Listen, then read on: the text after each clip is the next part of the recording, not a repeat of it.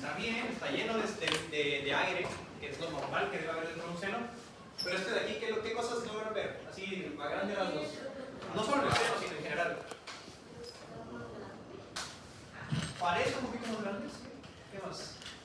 En general, nuestro cuerpo es simétrico, pero no es completamente simétrico. O sea, algunos tenemos un ojito más grande que el otro, un brazo más largo, un seno maxilar de repente un poquito más grande. Pero sí, un poquito más grande. ¿Qué más? Está...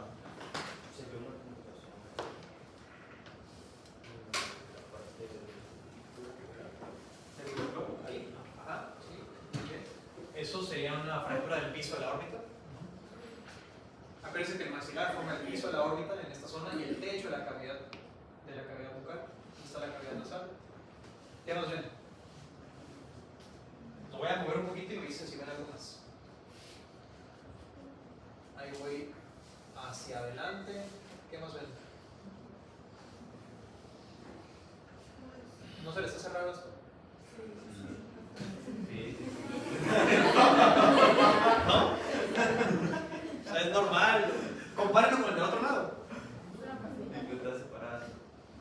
Ajá. Como fracturado. ¿Qué podemos sospechar en un caso así? Una fractura. Una fractura, muy bien. Ya desde que tú ves un paciente y un seno maxilar se ve diferente al otro, algo está raro ahí. ¿Qué podría haber pasado? Un trauma, una fractura, que se llenó de sangre el seno maxilar y por eso se ve así. ¿Qué más podría ser? Una infección que venga ¿se acuerdan del diagrama que hicimos? La infección comienza en la corona por una caries, la infección se dirige al cuello, a las raíces, sale por el ápice y comienza a entrar al seno maxilar. Otra cosa que podría estarse formando es un quiste, también se forman quistes dentro del seno maxilar y podría verse no así, sino como una montañita aquí debajo.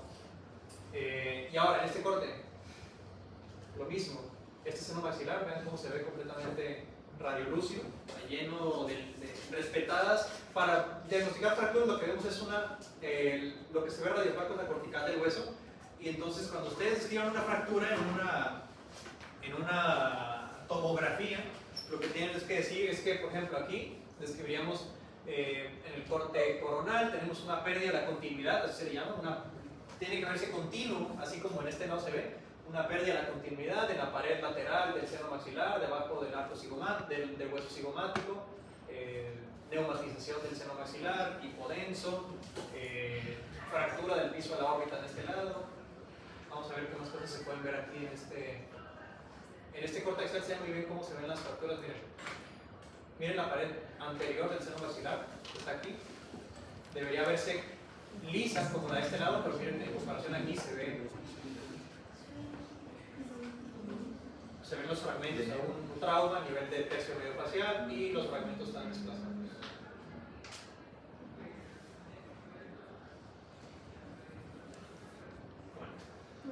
Eso era para que vean más o menos cómo se ve un seno maxilar.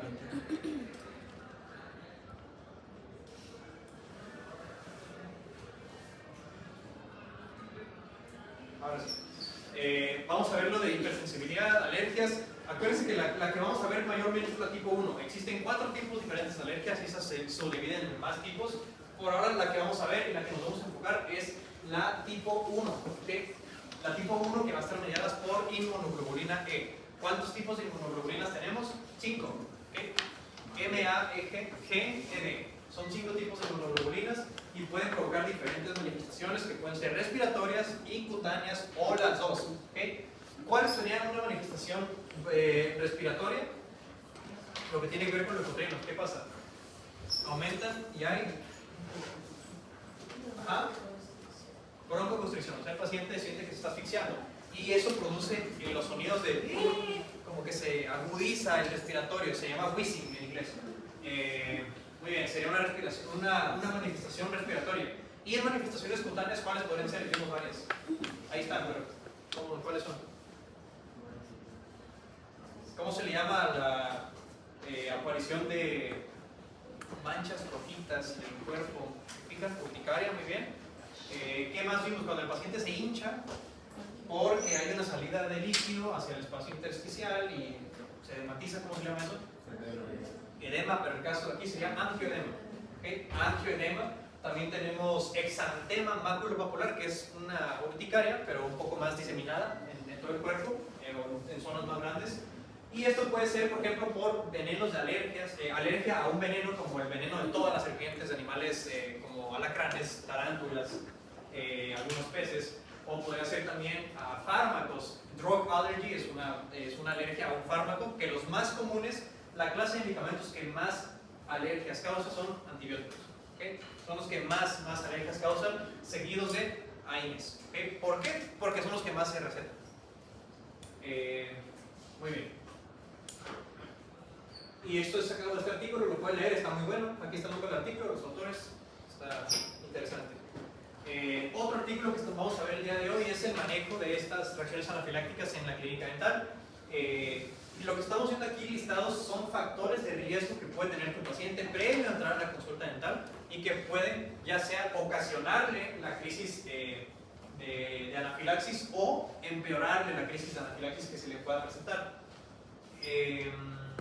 Alergias conocidas, por eso le preguntamos al paciente alergias, eventos cardiovasculares, abuso de sustancias, porque vamos a ver ahorita cómo hay el éxtasis y la cocaína pueden causar también algunas complicaciones de tipo hipersensibilidad. Asma, tu paciente tiene asma y encima le da una crisis de hipersensibilidad, se va a complicar mucho el asunto. O también incluso niveles de vitamina D, que si recuerdan es importante para la absorción del calcio. Y aquí hay un algoritmo que es parte del mismo artículo, que es cómo es el manejo de estas reacciones dentro de una consulta dental. Tenemos el ABC, que es Airway, Breathing, Circulation, que son los primeros tres en ese orden. Y después tenemos Disability y Exposure, que ya son normalmente que se controló en la emergencia, entonces ya viene con la D y la E, que es más que nada disminuir el impacto que va a tener esa crisis en la vida del paciente, en su calidad de vida, y que ninguna otra persona se vea dañada por lo mismo. Lo que tenemos en rojo son el manejo primario, lo que también se le conoce como primeros respondientes o first responders, que serían paramédicos o personal de salud, cualquiera de ustedes, cuando hay un paciente que tiene una crisis de hipersensibilidad, anafilaxis. Después lo que tenemos en amarillo sería el manejo por una vez que ya se tiene un equipo en un centro de atención, que ya sería normalmente en un hospital. Lo primero que hay que hacer es buscar el diagnóstico y buscar cuál fue la causa que desencadenó esa reacción de hipersensibilidad. Después, asegurar el punto A, que es airway, o sea, asegurar la vía aérea, que no haya un objeto extraño que esté bloqueando. Y buscar por manifestaciones cutáneas, que normalmente el paciente va a tener urticaria, exantema en el pecho, en los antebrazos, y eso puede ser una indicación de que hay una crisis de anafilaxis. Llamar al servicio de emergencias y colocar la adrenalina, que si ustedes no tienen o no saben cómo ponerla, entonces habría que esperar al servicio de emergencia. Lo que habíamos comentado de la dosis de epinefrina, la adrenalina que se le pone a los pacientes, es 0.5 miligramos de manera intramuscular. En caso de que el niño sea, por ejemplo, 6 a 12 años o menor a 6 años, la dosis disminuye a 0.3 o incluso 0.15 miligramos. ¿Okay? Muy bien, entonces, ¿cuáles son los principales productos que provocan reacciones de hipersensibilidad en la práctica dental? Yo aquí les subrayé algunas porque son de lo que más se da en la clínica dental, al menos aquí en México. La amoxicilina, que sería un antibiótico, la clase de antibióticos son el grupo farmacológico que más reacciones tiene reportadas a hipersensibilidad. La amoxicilina, ¿recuerdan qué tipo de antibiótico es? ¿Cuál es su mecanismo de acción? ¿Cuál es su dosis? ¿Ah? Es parte del betalactámico, sí. ¿Bactericida o bacteriostático? ¿Cuál? ¿Cuál es su mecanismo de acción? Y en base a eso saben si es bactericida o bacteriostático.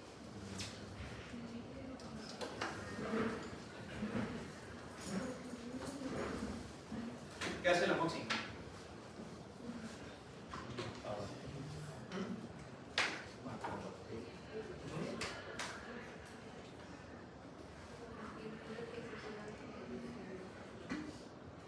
Eso sería un bacteriostático.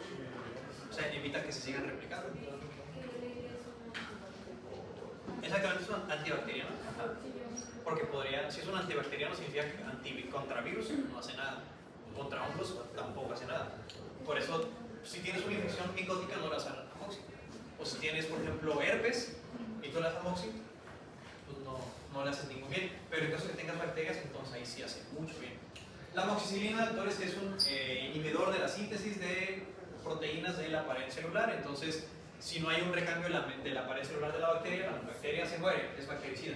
¿Okay? Después tenemos NSAIDs, que significa, está en inglés, Non-Steroidal Anti-Inflammatory Drugs, o sea, AINES. Muy bien, NSAIDs son AINES. Clorexidina, ¿para qué usamos la clorexidina? ¿Alguien sabe?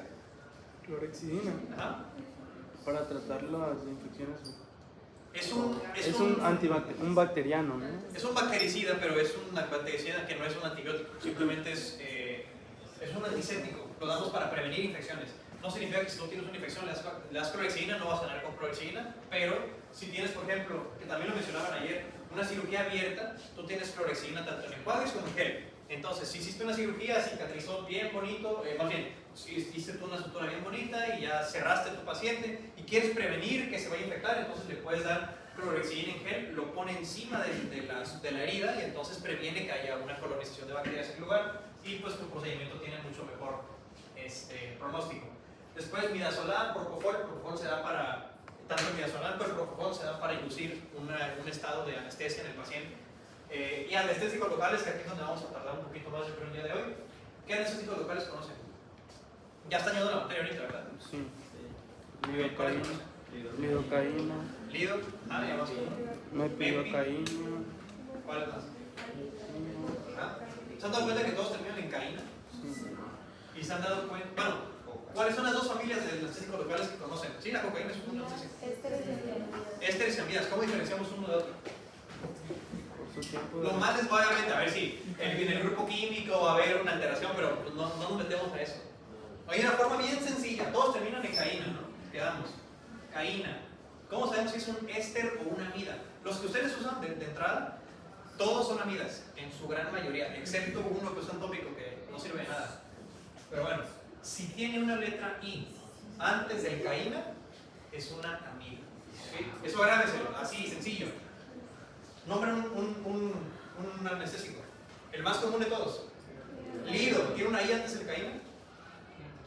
Sí. ¿Tiene una letra I antes del caína? Sí. Lidocaína. O sea, sí. No,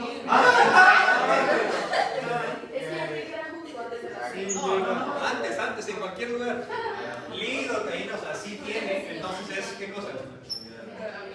Es una amida, muy bien. ¿Qué otro? Arti. ¿Arti qué es? ¿Amida o éster?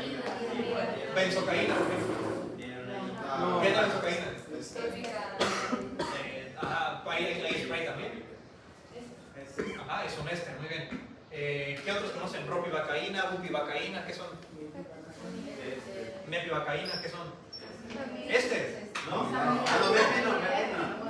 ¿Tienen letra I antes del caína o no? Está muy fácil, doctores. En cualquier lugar de la palabra, antes del caína, si tiene una letra I, entonces son amidas. ¿Okay? Amidas. ¿Y para qué nos sirve esto? ¿Dónde se lleva a cabo el metabolismo de los anestésicos locales? Dependiendo si son ésteres o amidas, se lleva a cabo en... ¿No? Bueno. Ajá. Entonces, tenemos anestésicos locales que pueden causar reacciones alérgicas. Las que más usamos son lidocaína, articaína, mepivacaína, son los que normalmente en México al menos se usan un poquito más. ¿De qué va a depender los anestésicos que usemos? De lo que tengamos, de los costos o si el paciente está embarazado, por ejemplo. Si la paciente está embarazada, tenemos los fármacos que son categoría A, B y C, o D incluso. De estos medicamentos que tenemos, la lido, por ejemplo, lidocaína, es parte de la categoría B, o sea que son seguros para usarse. Articaína y mepivacaína, que también se usan bastante, son categoría C, o sea que en un paciente embarazado primordialmente usamos lidocaína. ¿Okay?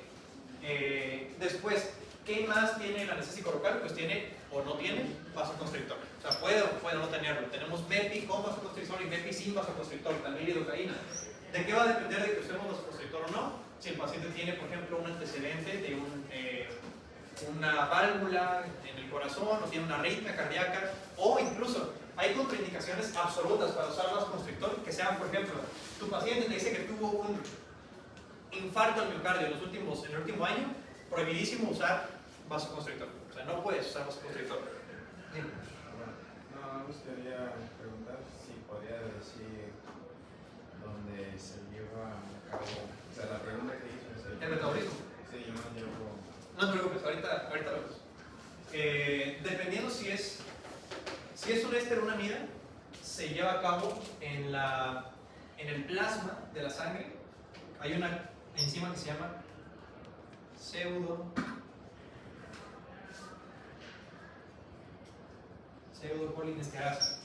Si se llama pseudocolinester, o sea, es para ésteres. ¿Y amidas? ¿Dónde se hace? ¿Sí les suena o no? Es la primera vez que escuchan, ¿no? ¿Sí? Ok. También existe el citocromo P450. Y tenemos, por ejemplo, anestésicos que la articaína, por ejemplo. ¿Qué clase de medicamento sería? Una amida porque tiene una I antes de caína. Sí, sería una amida, pero la articaína tiene la particular que es tanto un éster como una amida. Tiene los dos grupos químicos en su estructura, entonces es un aminoéster, realmente. O sea, tiene los dos grupos, la articaína. Pero bueno, son de los principales anestésicos locales que usamos en la práctica dental. Y también hay un montón más de medicamentos que pueden llegar a formar incluso alergias. Normalmente en los anestésicos locales las alergias están dadas por dos cosas. Una cosa que se llama metilparabeno y los bisulfitos. Esas dos, voy a quitar esto. Estas dos sustancias que tenemos aquí son conservadores para el vasoconstrictor primordialmente. ¿Por qué? Porque el vasoconstrictor que tenemos dentro del cartucho tiene que durar mucho tiempo porque lo vas a almacenar en tu clínica y entonces hasta que lo uses tiene que estar con conservadores. Para eso son los metilparabenos, son ¿cómo se llama estos? Conservadores. Y aparte tenemos que nos sirven como antifúngicos porque le pueden salir hongos dentro del cartucho porque es un ambiente húmedo. Entonces nos sirven de conservadores y conservadores y antifúngicos para que no se formen, que no se llenen de hongos esos cartuchos. Donde encontramos también estos metilparabenos, por ejemplo, si su paciente dice que es alérgico al vino, a los conservadores que traen los vinos que son para tomar, también puede ser entonces probablemente alérgico a un metilparabeno que venga en un anestésico local. Y el látex, por ejemplo, el látex. Materiales de impresión. La semana pasada vimos una paciente que era alérgica ¿cómo se llama esto? Como que toma las impresiones, al alginato. Una paciente era alérgica al alginato, entonces pues hay que usar otro material con ella. Y manifestaciones cutáneas. Esto que tenemos aquí es una exantema maculopapular. ¿Recuerdan cuál es la diferencia entre una mácula y una mancha? El tamaño, ¿va? Por eso se llama mácula, porque normalmente son pequeñitas, aunque tendríamos manchas también en este caso. Lo que tenemos aquí en este caso, el paciente está hinchado, o sea, un angioedema, y aparte un exantema. Exantema es una erupción cutánea color rojiza, se parece mucho al eritema. Muy bien. Y lo que tenemos aquí sería entonces, ¿cuáles serían los padecimientos o las manifestaciones que va a tener tu paciente en base a la frecuencia que tiene? Los que tenemos más aquí arriba son los que principalmente vamos a tener que el paciente manifieste, y los que tenemos aquí abajo normalmente son los más severos. O sea, cuando tenemos un síntoma de los que tenemos no tan comúnmente es porque el paciente ya va a entrar en convulsiones o una depresión extrema del sistema nervioso central y el paciente puede caer directamente en un paro. Y los más comunes entonces serían urticaria, angioedema, eritema, angioedema, todo lo que ya vimos ahorita que es lo más común. También tenemos aquí, por ejemplo, el broncoespasmo o el wheezing, que es la sensación como de silbido cuando el paciente respira porque hay broncoconstricción. Y eso serían de los más comunes, 80-90%. Y ya los más severos serían taquicardia, problemas a nivel del sistema nervioso central, hipotensión, que es una baja en la tensión arterial, pero ya a un nivel preocupante. Y muy bien, esos serían los síntomas primordialmente. Y también tenemos que poder descartar que lo que el paciente está sintiendo en ese momento no sea una reacción a la anafilaxis, sino otra cosa. ¿Qué más podría ser? Síncope vasovagal. Justo esta semana el día martes un paciente tuvo un síncope vasovagal en clínica, comenzó a convulsionar en una extracción y se desmayó después de eso.